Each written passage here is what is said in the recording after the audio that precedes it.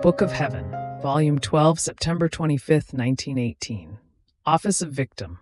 I was very afflicted, and I felt a force in my interior of wanting to go out of my usual state. O God, what pain! I felt a mortal agony. Only Jesus can know the torment of my soul. I have no words to express it, or rather I want Jesus alone to know all my pains. Therefore I move on. Now, while I was swimming amid bitternesses, my always lovable Jesus, all afflicted, came, and placing one of his fingers on my mouth, told me, I have made you content. Be quiet. Don't you remember how many times I showed you great mortalities, cities depopulated and almost deserted, and you told me, no, don't do this. And if you want to do it, you must allow them to have the time to receive the sacraments. And I am doing this. What else do you want? But the heart of man is hard.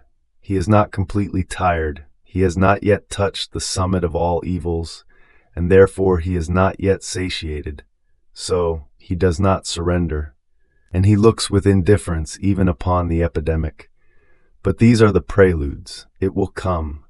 The time will come in which I will make this generation, so malignant and perverted, almost disappear from the earth. I was shaking in hearing this and praying, and I wanted to ask Jesus, what should I do? But I did not dare. And Jesus added, What I want is that, on your part, you do not dispose yourself to doing it, although, being free, you can do it. I want you at the mercy of my will. In these past days, it was I who pushed you to go out of your usual state. I wanted to widen the scourge of the epidemic, and I did not want to keep you in order to be more free.